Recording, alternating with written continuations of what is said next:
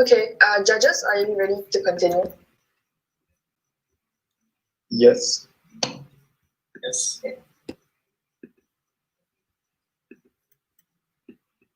May we now have the first speaker from the opposition to continue the debate.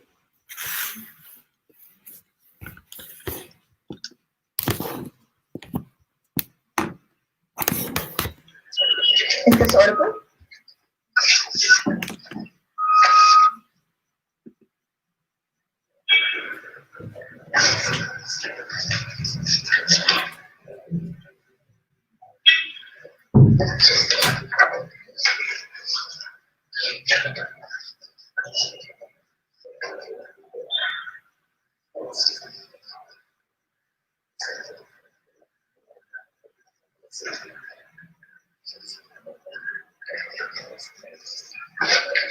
Three, two, one. Panel, I want to point you to Israel, where there are 120 seats, 12 parties, and for a year, they've struggled to build a coalition, struggled to pass any meaningful policy on the ground. Side proposition solution to that is let's forego the 12 parties that are right now there. Let's make them 120 and see how that works for us. For all their claims about how there is more representation, what they never prove to us is why this parliament that is composed of 120 different individuals with different priorities and different policies are likely to pass any policy on the ground to begin with. We tell you that we don't want independence to crash the party system. What is our stance in today's debate? We support reasonable campaign finance laws on our side of the house. So, for instance, we're happy to ban corporate financing on our side and instead have individual donations capped at particular amounts. This is the kind of policy that right now exists across countries like New Zealand, Australia, and Brazil. Second, we support transparency within political parties. The fact that we support internal voting mechanisms within parties in order to elect their leaders at the top institutions like primaries that already exist across the world. Third, we support reforms like ensuring that media organizations report on all the parties that are right now running for office and ensure that they're giving equal airtime to all of them. Notice that these are all reasonable reforms that we can support on our side. What we don't support is abolishing the entire institution of a political party and having 535 different individuals running on different policies without having the ability to pass meaningful policies on the ground. 3 areas of responses then before moving on to constructive. First, let's look at their stance, right? Because throughout that speech, what we never heard is who is heading this 535 different independent candidates that are right now there in this legislature? Who is deciding what policy gets passed on the ground? Who is deciding which issues? Is it healthcare we're going to be discussing on a particular day? The fact that in the US government right now, issues, which 80 issues they want to pass in that particular year and the kind of policies that they want to pass. These are decisions that they necessarily have to make, and if any of their impacts of representation that they wanted to talk about, if they wanted to talk about things like people getting the policies they want on the ground, then those only accrue if you give us a mechanism for how this legislature actually works on the ground without just being 535 different individuals talking about their own policies in parliament. But second, let's look at this argument about how it's just going to be the establishment candidates, that other candidates are unlikely to come about.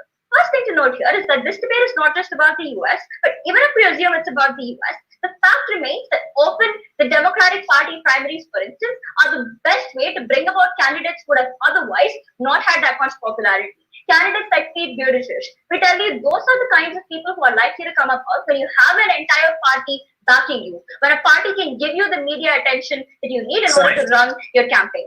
On their side of the house, when it is individuals running on their individual platforms, that is when candidates which already have the name recognition, already have media attention, are the ones that are likely to get more attention when they don't have the party apparatus to back them up. But thirdly on this argument about how you get more representation on their side of the house because there are more choices that exist. Notice that people vote for Republican not just because they like the name Republican, right? They vote for Republican because they agree with the policies of the Republican Party. They believe that abortion is something that they want to support. We think it's the kind of choices, therefore, are likely to exist on our side of the house as well, where people can vote for parties they want. 2 arguments then in this speech. First, on why the political process is massively harmed on their side of the house, and second, on why they're unlikely to get any meaningful policies passed on their side. Before that, sure. Yeah, here's the deal. They agree with some parts of the Republican agenda, but they don't agree with other parts. That's the reason why they vote for the Republican Party as a whole. Crucially, when it's individuals running on their own policies, that's when you're more likely to vote based on each individual policy that you want. Yes, but the point still remains that on your side of the house, you need to prove why individuals are likely to look up 20 different candidates for 20 different policies and priorities and then make this meaningful choice, right? On our side, when you have clear parties like the Republicans and the Democrats, that is when you clearly know what are the different kind of policies that they pass. That is when you're more able to follow the kind of debates that they do and not have apathetic voters who believe that there are 20 different individuals running on 20 different platforms who don't understand the kind of policies that they're passing and are unlikely to turn out to vote to begin with because there are so many individuals running on different platforms. Why then do we think that the political process is massively harmed on their side of the house? The first thing to note is that by their very own model, where only people can fund themselves when they're running for campaigns, means that the likely people to run are rich, wealthy, privileged individuals who have access to media, who have access to resources to run campaigns on the ground. So don't let them get away with they get more representation when the only people running on their side of the house are wealthy white individuals who have the ability who have the resources to run campaigns to begin with. But second, on their side of the house, campaigns in and of itself become more extreme. When there are 30 different people running for the same constituency, that is when more extreme ideologies gain traction because you need to differentiate yourself from the 19 other people that are running beside you. That's when you run on more extreme lines in order to gain attention, and more extreme policies are likely to be seen on the ground.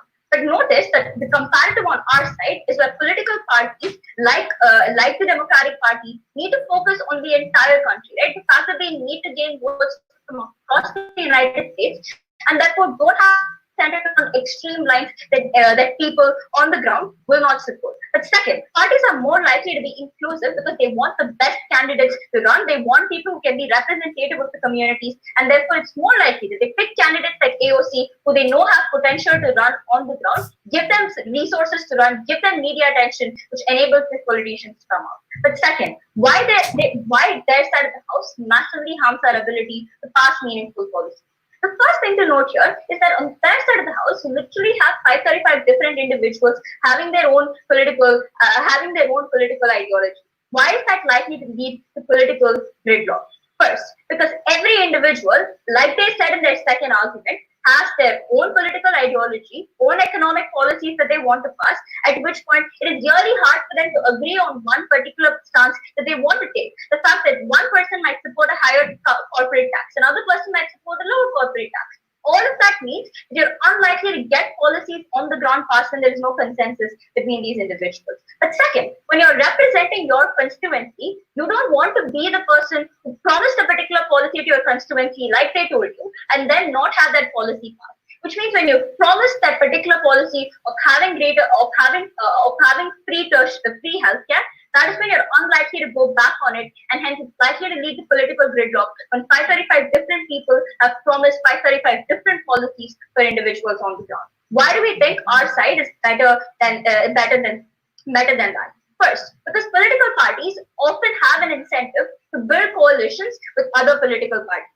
The reason for this is because you as the Republican Party know that in the next 5 years, the Democratic Party might come right back into power, and therefore you need their support in order to run your government in the next 5 years. That creates a mutually dependent relationship where both parties need to work with each other in order to pass policies on the ground. But second, you're more likely to gain coalitions on our side of the house when you're more likely to gain policies on our side of the house when your party has a clear majority in parliament and is able to push through for the kind of policies that it wants, not creating the sort of delays and gridlocks that their side does. We tell you that the independents in parliament shouldn't crash the political party system. We're proud to vote this. Speaker spoke for 7 minutes and 38 seconds.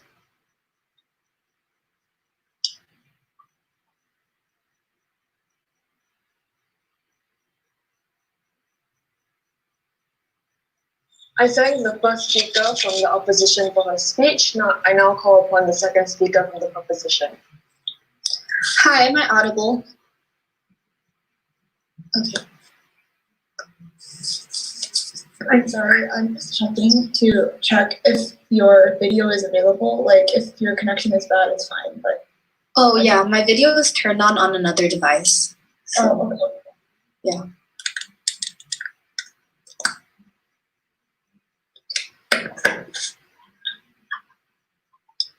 I find it strange that opposition comes up here and tells you that they give representation to a lot of minorities when literally people like Joe Biden and people like Nancy Pelosi are the ones getting into power and having a lot of decisions on policy making under their side of the house, which furthers screening for like trans individuals within the military, which furthers police brutality within America and large parts of society, and does not allow any sort of like ability for minorities to actually get representation. I think that under their side of the house, they've been completely uncomparative to a lot of the reasoning that our first speaker gave you on how these kinds of parties result in a lot of imbalance of power between a lot of these kinds of minorities and people who actually get into power under their side of the house. I think that their next speaker needs to respond to that. 3 things in my speech. First of all, which side of the house betters policy making? Second, which side of the house creates much more accessibility for citizens in terms of politics? Lastly, I'm going to create an extension on why you get better,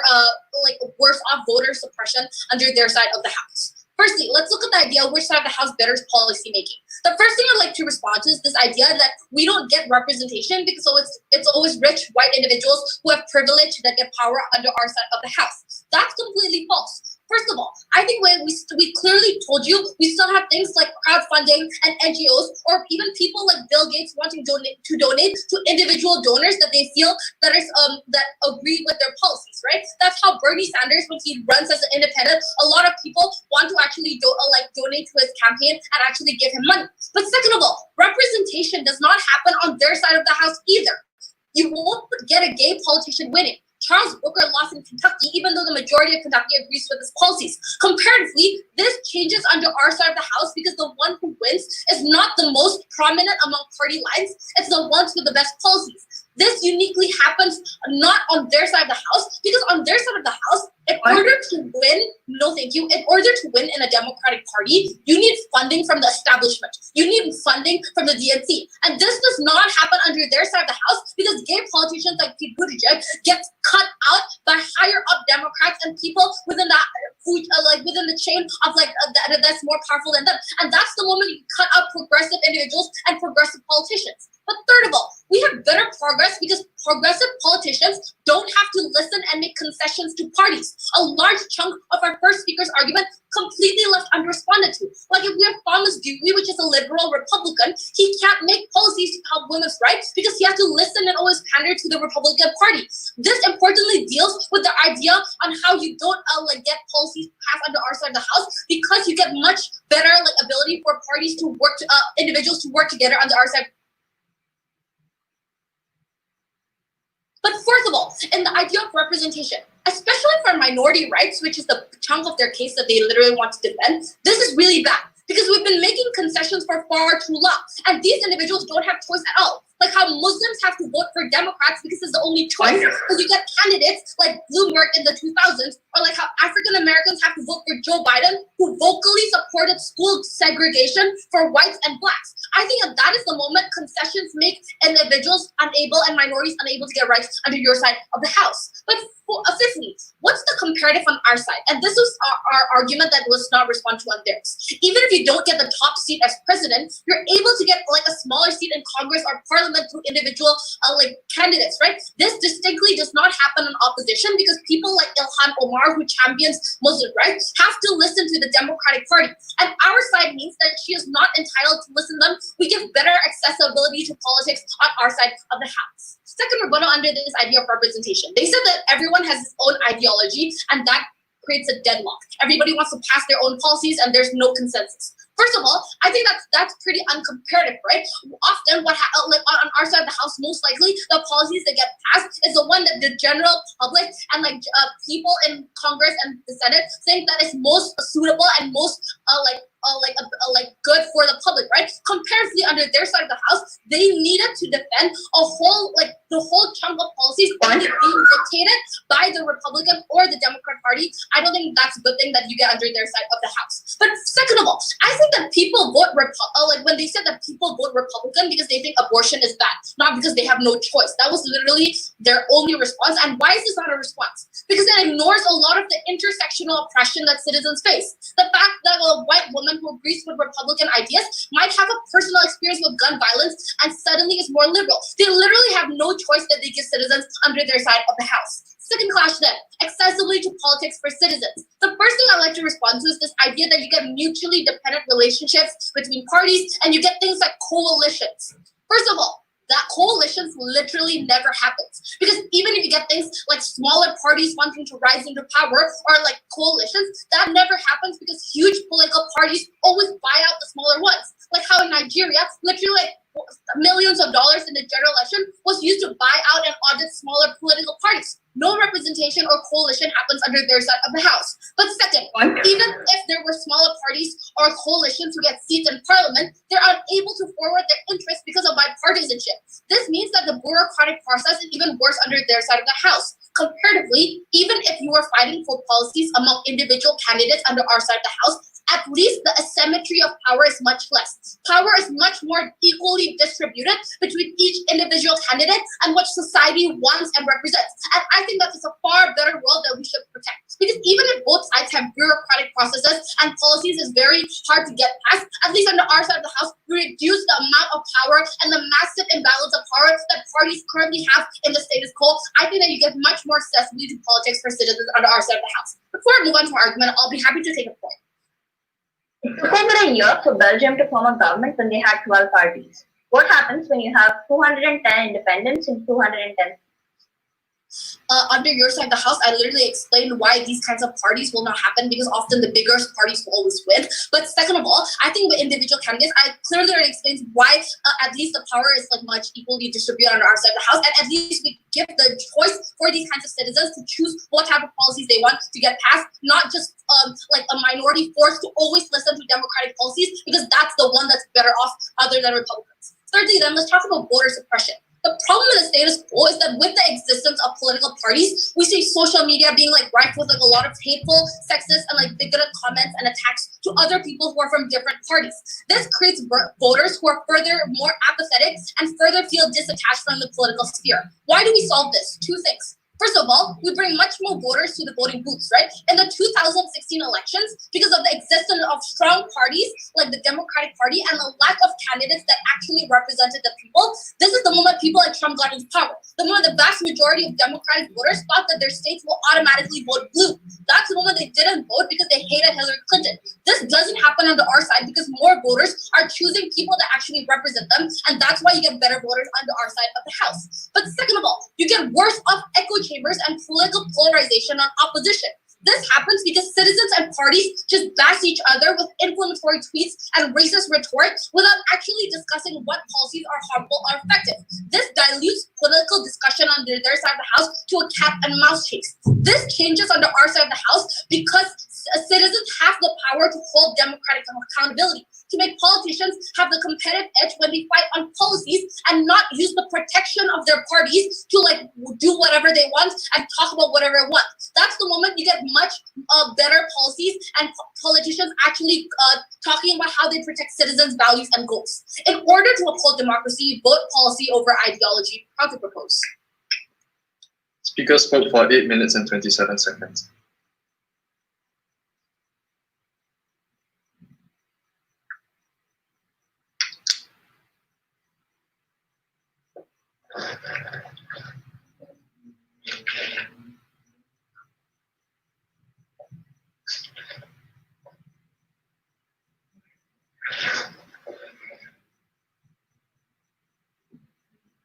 I now call upon the second opposition speaker. Am I audible? Is this clear? Cool. Thanks.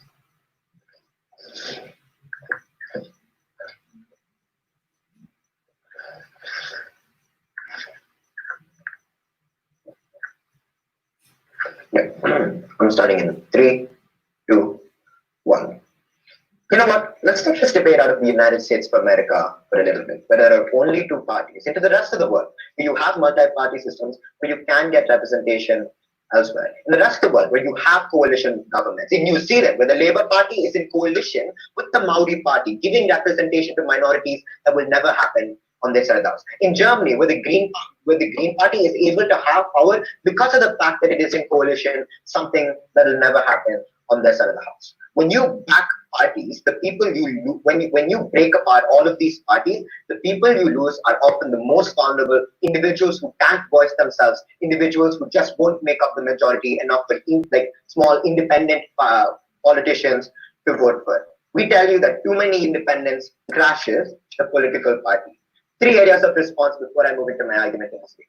First, let's deal with the second speaker's argument on discussion. And this is really funny because crucially, if they wanted to talk about which side has more extremist and more racist discussion, it is side proposition because it is only on their side of the house. When you have a vast array of independents running for party where you need to stand out in the political spectrum, that's when you're more likely to make that's when you're more likely to have these extremist statements, to make jokes or to make statements on national television so that A, you are seen and B, you are remembered. But secondly, if they do want to talk about being able to explain your policies properly, they harm that even more because it is only a side where you have a news channel that has to focus on 30, 40, 50 different parties where you're unable to actually allocate time to discuss these policies. We had that in our first speaker, we had that in our model. When you can spend more time discussing policies, that's when we think you're actually better able to have discussion. On their side of the house, politicians are incentivized to have sensationalists, have extremist views, so that they can stand out, so that they can be remembered in the eyes of the public. Their own argument shoots themselves in the foot. But secondly, then, let's look at how this affects the democratic process. This was a crucial argument that we forwarded in this debate, where we asked them, look, your argument is about choice, about how you want to get policies out at the end of the day. That argument presumes that you're able to pass policies. Why is that not the case? We crucially said when you have independents on the ground unable to come towards discussions, when even if they want to discuss with one another to discuss what kind of policies they want to put forward, they don't understand what priorities. When interacting with other individuals, they don't understand how to form coalitions moving forward. When they don't want to form coalitions moving forward because they have different priorities, where one politician is willing to trade up economic policies means another politician who doesn't. That's the point at which you see these coalitions never forming. But even if they want to have them, let's think for a second about how this actually plays out. Because when you have independent individuals in the government having to go to each and every single person, asking them if they want to vote for their policy, praying that what they said is true, that's the point at which you're actually less likely to have coalitions in the first place. But secondly, it literally takes forever. So if they wanted to claim any benefits of diversity, any benefits of representation, any benefits of choice, they first needed to engage with why these coalitions never take place. We gave you examples of Belgium, where the gridlock system with 12 parties led to 1 year without a government. That is far worse in a side where they have 120 different candidates who don't want to agree on what they stand for. No, thank you. But secondly, they said that parties have that political parties forward worse ideas. That is crucially untrue. We give you the example of many parties which call out leaders within themselves who make explicitly racist policies, who make explicitly extremist views. Whether this was like Steve King in the Republican Party, what that crucially means is that these parties aren't always a safety net rather, but act as a checking mechanism to ensure that you don't have these extremely extremist individuals. The comparative on side proposition is you having a white supremacist individual, someone who maybe has extreme views in France, being able to run and being able to continue to propose their views because they don't have a party that tells them you need to calm down, you need to be more moderate because we have other individuals that we want to vote for us. But secondly, these are parties that care far more at the point at which they care about things like legacy. And if they wanted to talk to you about how the only reason why coalitions are worse is because larger parties buy out smaller ones, great. That means larger parties can endorse and at least pass out some of the policies that we want at the end of the day. When the Labour Party in New Zealand can pass out policies that help the Maori, that's the point at which we think we really give more choice in the kind of policies that are passed. But secondly, then, let's ask who entrenches worse politicians. This was debate losing for side proposition.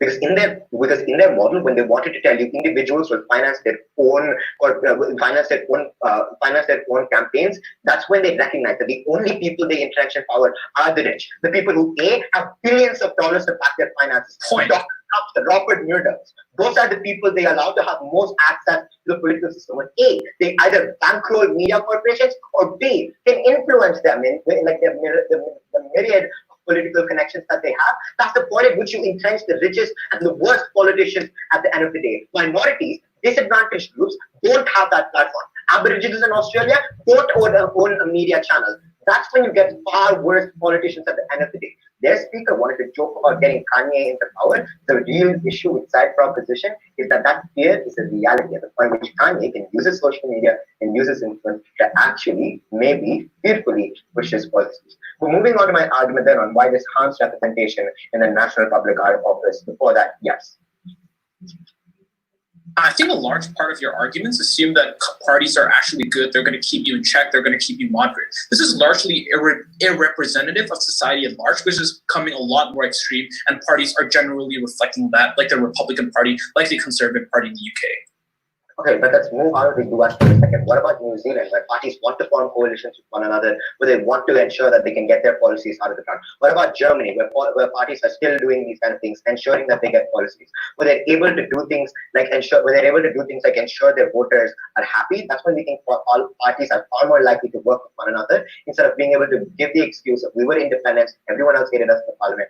No, like we can't pass your policies. But let's ask them why this harms representation in the National Public Office. Two mechanisms for this. One, they get fewer minorities in office. This is because minorities don't have access to the media. They don't have the connections that I already talked to you about in my rebuttal. How do we solve this?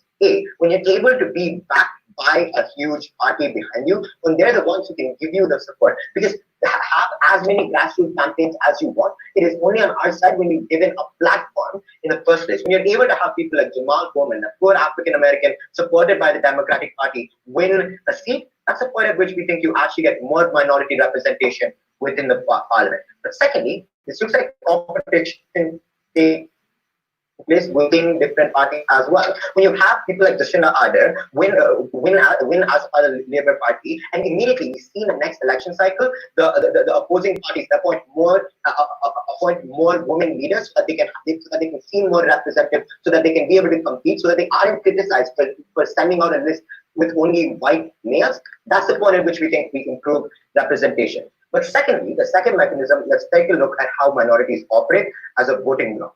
Not minorities are literally minorities. What that crucially means is that they act as swing groups. Whether this looks like in the 2016 elections they wanted to talk about, but they didn't swing in favor of the Democrats, what that crucially means now is that minorities are fought for when you have large parties that want to be able to swing elections, not focusing solely on majorities. When you have too many independents, you don't even begin to campaign for minorities, you don't have minorities in office, and crucially, you crash the Democratic Party. So proud to oppose. Speaker spoke for 8 minutes and 22 seconds.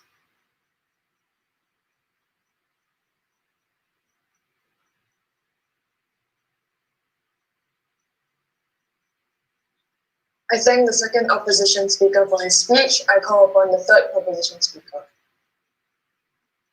Hi, am I audible?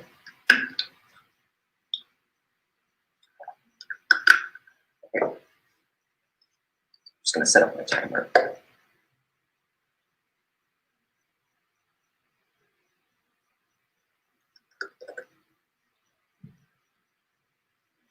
I'm going to start 3, 2, 1. The party system has failed us in both dual party systems in the US and multiple party systems like they kept wanting to bring up. It's failed in giving us choice, it has brewed voter suppression, and it's destroyed democracy as we know it. I'm going to answer 2 questions then as to why we win this debate. Firstly, why our side ensures better democracy, and secondly, do we actually get better policies under our side of the house? Before that though, just 2 points of framing as to why OP has lost this debate. Firstly, I want to clarify, individuals pulling their own funding is not a bad thing. This is what has happened, like AOC pulling her own grassroots funding from organizations, Ilhan Omar doing the same. These candidates can get their own money, and this is good because this means they actually represents the view of the views of their people, and not just the 200-year-old views of their parties. They don't just go along party lines. Second speaker was absurd when they said rich people win. Look at the pool of candidates on your side. All of them are billionaires. or they just follow their own party lines. But the second clarification I want to make, which is why they completely lose this debate, Israel, the problem that they kept bringing up is a problem that they have to stand for. 12 parties don't work because all 12 have to stand along party lines. The reason you describe are the reasons for the harms that we pushed against them. Their side lose by their own mechanism. They destroyed their own case since the first speaker. If this motion happens in multiple countries, guess what? You're the ones who makes policy making worse. This is crucial because in both a dual and multi-party system, people vote along party lines. That's exactly why stagnancy in policies exists. Individuals are more likely to compromise under our side because they don't have an outstanding obligation to a party. All their obligation is to the views of their people and the policies that they ran on. First question then, does this ensure better democracy? Yes, it definitely does. We gave better policy representation and destroyed the barriers to choice that people in democracies face. What did they say here? They said three things. The first thing they said was that more representation to minorities exists, therefore the Labour Party binding with the majority party is what exists in some countries. I will destroy this point. They had to prove why minority parties integrating with other parties actually made better policies. What is more likely to happen though is those minority parties never getting policies because they have to go in bed with majority parties. They have to sweep in line with what their parties actually believe in. So they're less likely to introduce more radical policies or more progressive policies for minorities. The second thing they said here was that more minorities get elected and newcomers come in.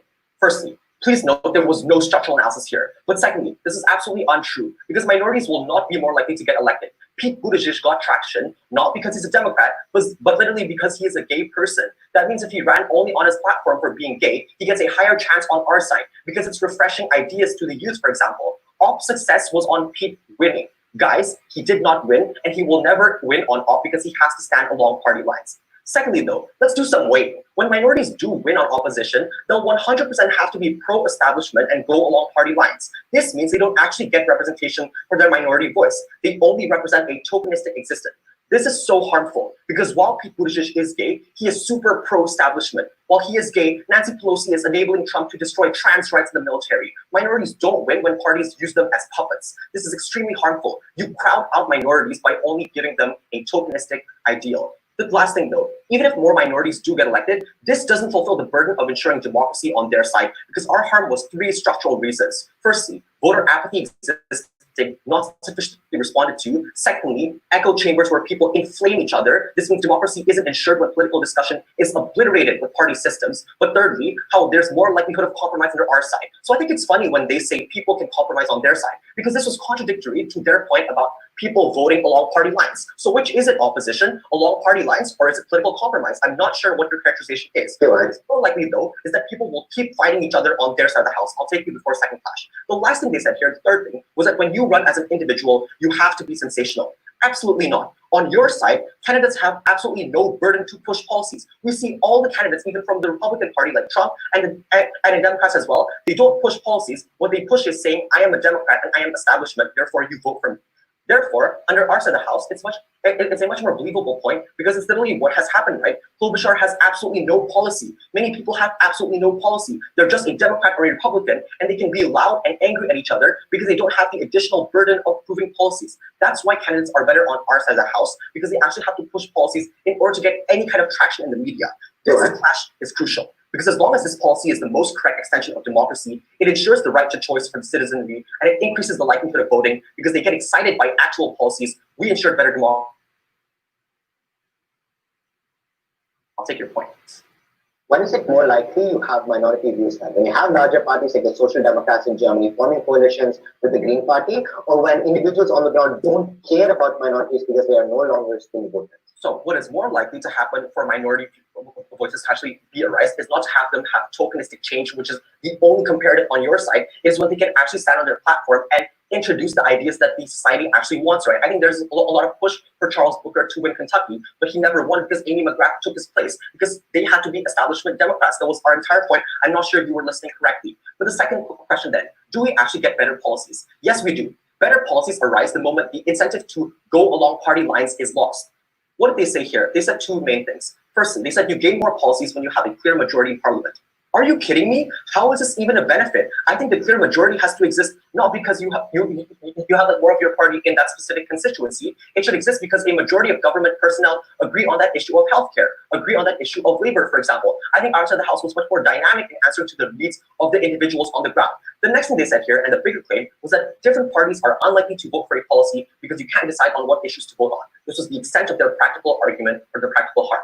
3 responses. Firstly, this is absolutely untrue. This was a mechanistic response that we fixed since first, right? Voting for issues to discuss in that year can be done by the constituency, and voting on specific bills can be passed by specific senators as well. This is the exact same mechanism of voting that opposition was standing for. This is crucial because OP destroyed their case where they said we want people to vote along party lines. You stood for less progressive policies because you had them standing for party lines. But secondly, notice this point about 535 individuals only works if Democrats will always vote yes on their side of the House, if Democrats always vote yes on Democratic policies. This is absolutely not the case in the status quo. Democrats choose not to vote for Democratic policies. Republicans like Martha Stewart vote against Republican policies on their side as well. Opposition, please understand that candidates are humans on your side, representing their states as well. The difference is your side is more likely to cut out candidates who actually have meaningful policies. But lastly, the fact that we haven't gotten environmental policies is proof enough that this system isn't effective to make policies. Before I move on, I'll take a point again from second off.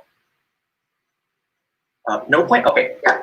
Are politicians allowed to say the broad lines that they vote along? Which politicians they agree? Like they do in party structures, or are they not supposed to say anything about the people they will cooperate with until they reach parliament?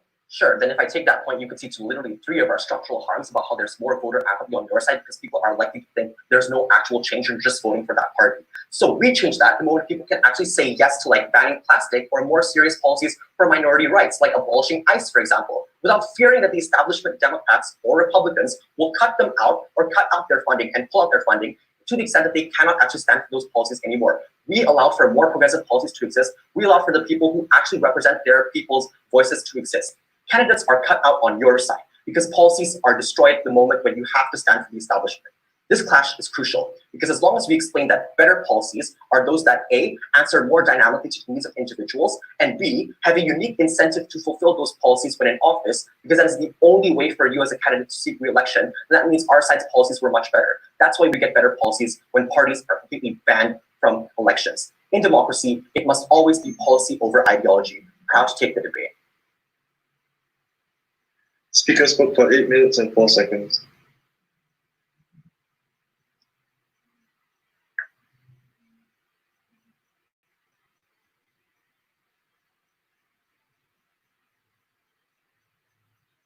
I now call upon the third opposition speaker.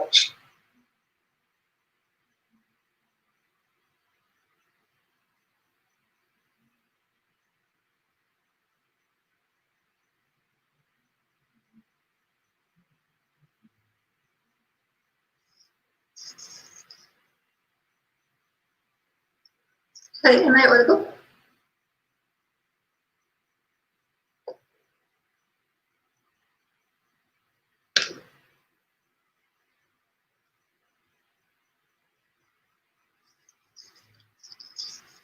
Three, two, one. In their first speech, the reason why we should have this policy is because independents are more accountable to their constituencies. They won't engage in deals with evil speakers of the House and establishment politicians. They will stay strong to their beliefs and fight for the policies of their constituencies, no matter what. By their second and third speeches, they were more likely to compromise, more likely to cooperate, more likely to trade off certain parts of their policy platforms for others. The reason that shift happened was because they realized their position was untenable. That in a House with 535 seats, if each politician was shouting their own policy, they would never actually get any policies on the ground. We were clear from first speech. A world in which parties exist, when you understand which issues those parties will vote for, and those parties actually go on to push on those issues in Parliament and get change, is one where you get less voter apathy, one where you can actually choose the policies you see represented, and one where we improve the democratic process. We thought having this policy crowded the party. 3 questions then in this debate. Firstly, which policy increases choices for people on the ground? Secondly, which side gets better policies? And thirdly, which side gets more diversity and minority representation? On the first question, which side increases choices for people on the ground? The main claim from a proposition is this, that they increase choice when there isn't a massive gatekeeper deciding who enters and who does not. Remember, choice on paper is not enough. Why is their policy only choice on paper? Firstly, only rich private individuals run. Notice, they don't even stand for basic campaign finance laws. In their first speech, they said, we want individuals to pool their own funds and run on them. The only response they had to this was, look at AOC, look at Ilan Omar. They managed to get grassroots funding. Notice that there are exceptions to the rule. We gave you structural analysis on why if you literally represent minorities or the poorest communities, you will not be able to get the sort of grassroots funding or the sort of NGO backing that someone backed by the Koch brothers or Rupert Murdoch or Shell Industries could. At that point, we thought there was far more incentive for corruption to enter the office because more people needed vastly more money, but also the people who were networks in the media were the ones who could get elected as independents, especially on the biggest election in the most nationwide elections. The second thing we brought you that heard no response because they wanted to talk about polarization a lot was that simply it's on their side of the house when you're cooperating with 20 other individuals that you actually have the incentive to be far more extreme, to try to be more sensationalist, to get more and more attention to yourself. We heard no response, and that was damning to the case that ran entirely on the idea of polarization. But let's go a step further. Right? Because remember, we told you this choice is meaningless if first, it is not informed because you just cannot focus on the policy platforms of each of the 20 independents running for your Senate seat, your House seat, and the presidential election. But secondly, that your choice is meaningless. When literally there are 20 people running and your vote gets split up so much that people both feel as if their vote has no translation into people who get elected, and it doesn't because the person who ends up getting elected only had 20% of the vote to begin with. That a person in Texas can never meaningfully vote for gun reform because both candidates in her district all 20 candidates in her district don't actually run on that, and she can't contribute to a wider Democratic Party that would be more even. What did we tell you then was the comparative on our side?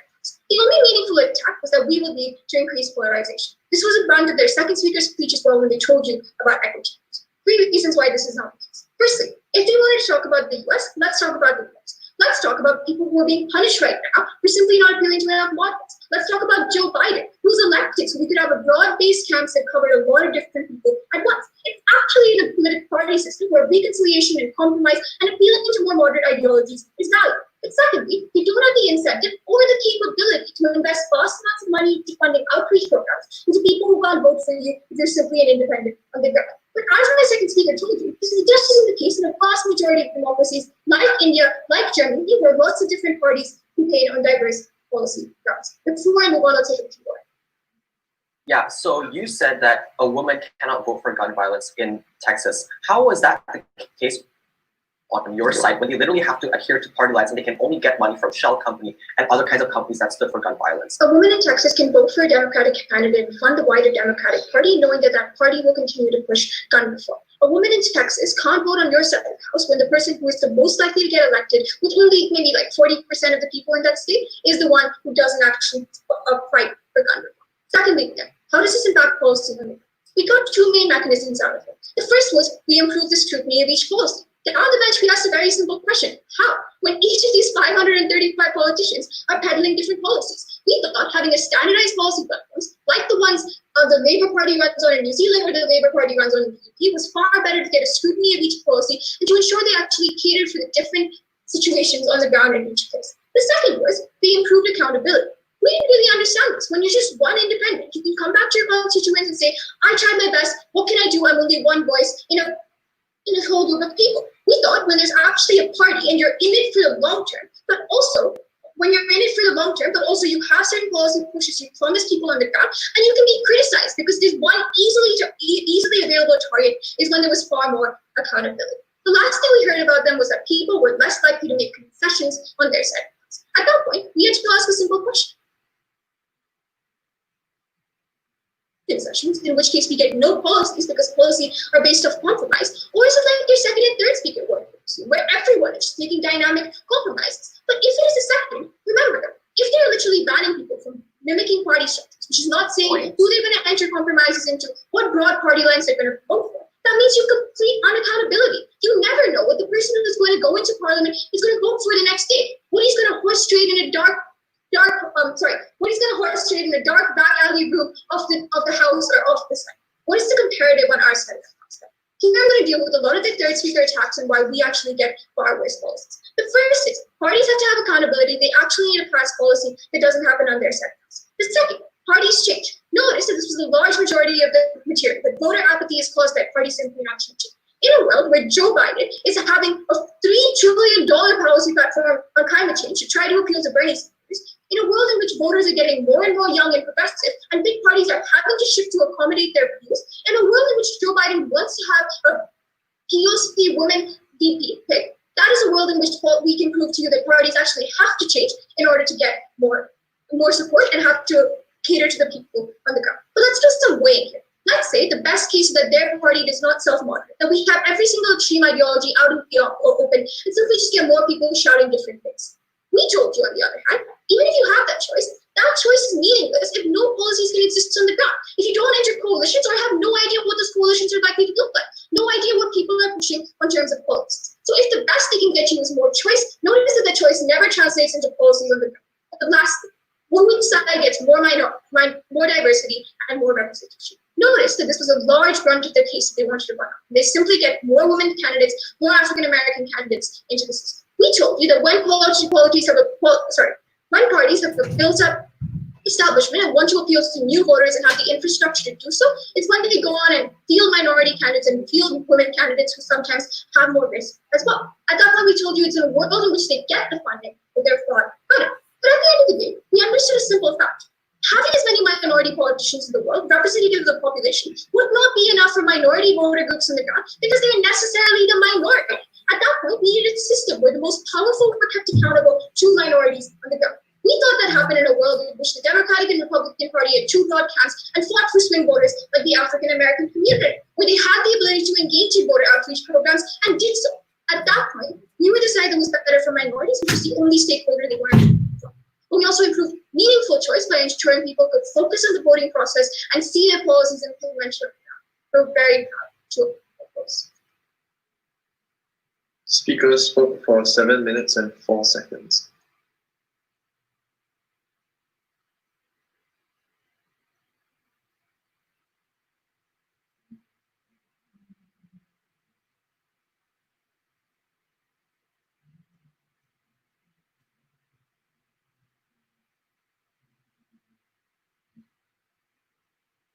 May we now have the reply speaker from the opposition to close their case?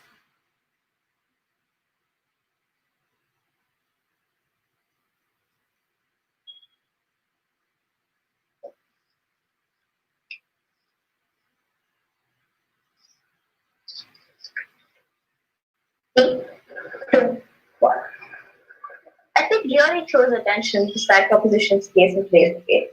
What they never told us is, even if we assume their best case of individuals from minority communities, the gay individuals, are more likely to get elected on their side, okay, but what happens after that?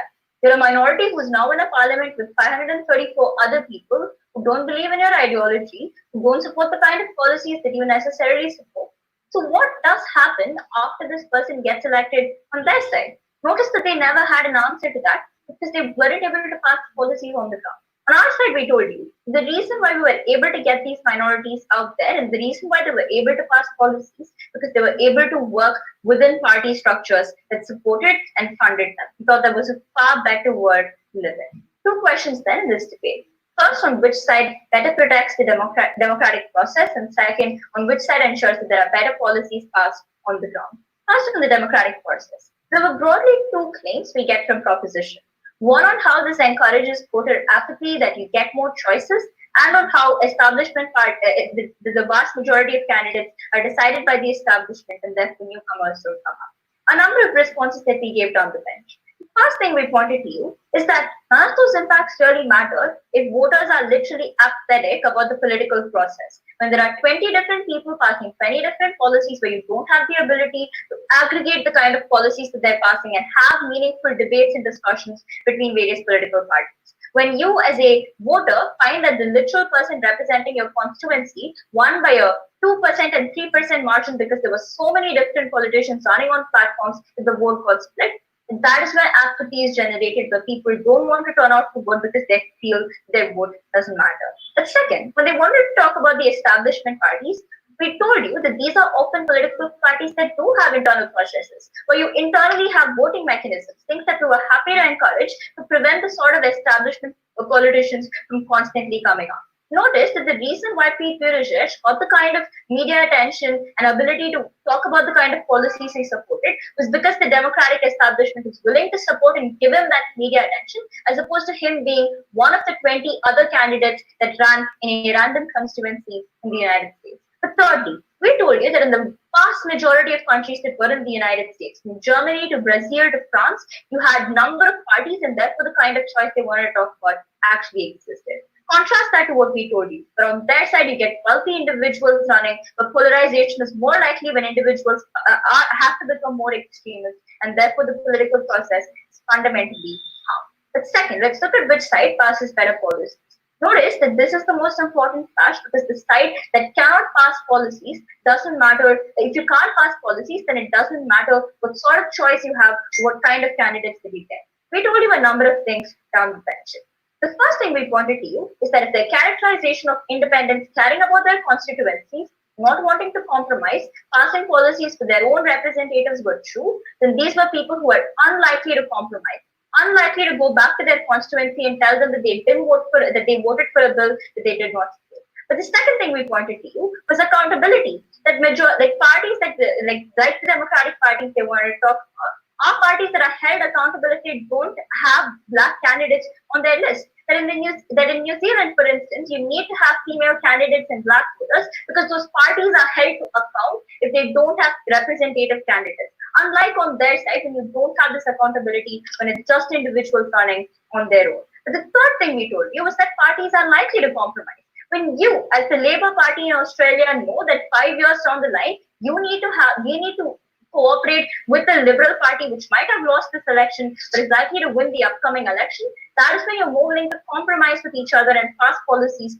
on the ground. We got those policies on our side, they didn't. We were so proud to do this. Speaker spoke for 4 minutes.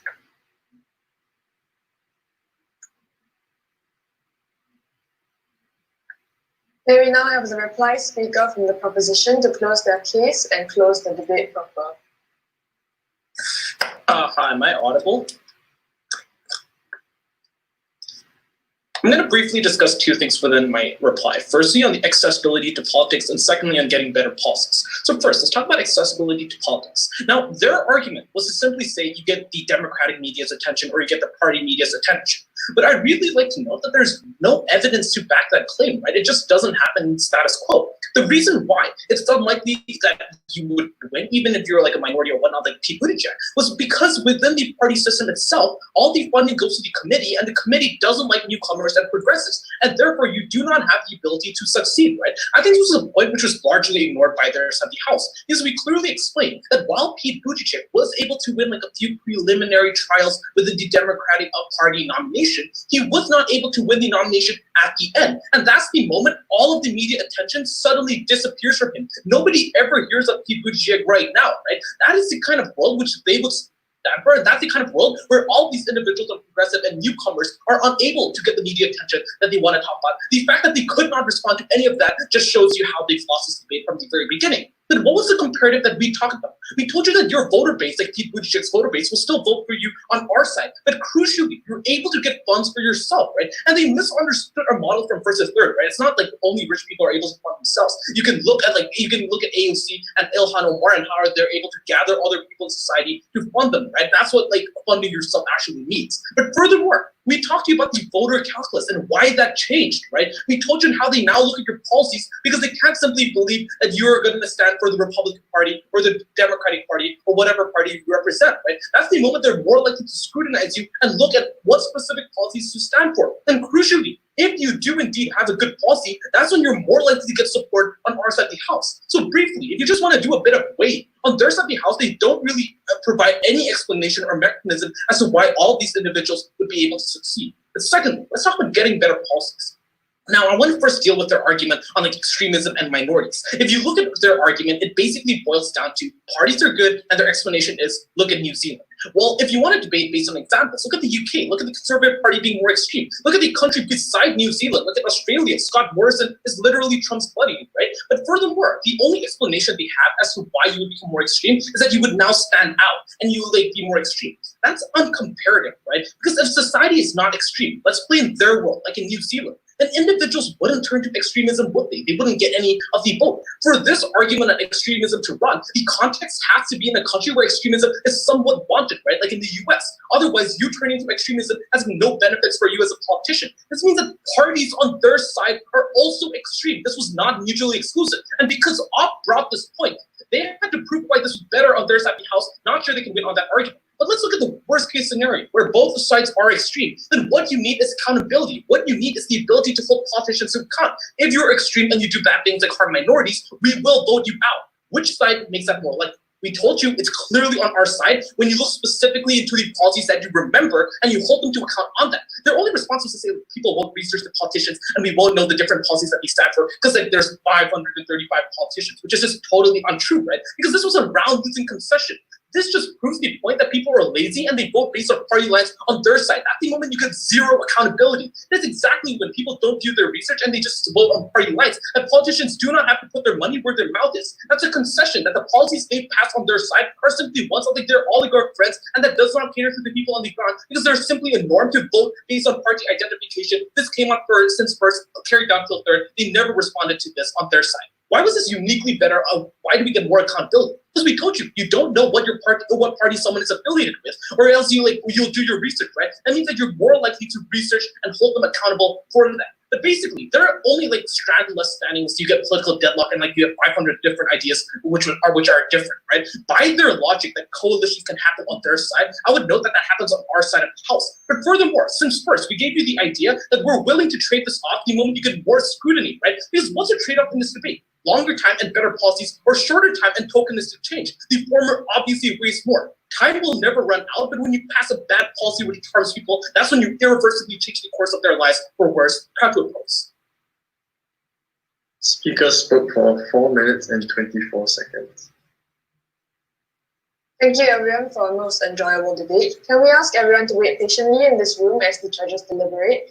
Judges will return to this room at the end of their deliberation to deliver the results. Thank you.